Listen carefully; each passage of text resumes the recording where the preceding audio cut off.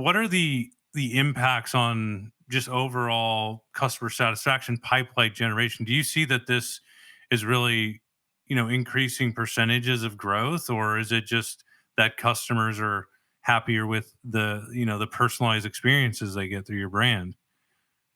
Yeah, so and that's what we sought to, like, prove out, right? Because it feels good to say, "Oh, we're customer first," and I mean, whose company's values don't say that they are, like, customer first, right? Um, of course, and I do think prospects are future customers, but, how is this actually materializing in the numbers? And what we've seen time and time again, and this is not just across us, this is across our customers as well, is a couple pretty interesting things happen. Um, First of all, conversion rates skyrocket, and specifically win rates. And specifically, this isn't a conversion rate, but cycle time as well as deal size all improve.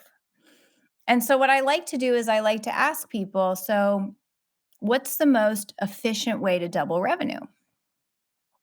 Is it create more leads? Double leads, the most efficient way. Or do you optimize and you just get a little better conversion rates, a little better cycle times, and a little better, you know, ASPs? And B is the answer. Like it's this isn't everyone gets a trophy and they're both kind of right. Like no, B is the right answer to efficiently double.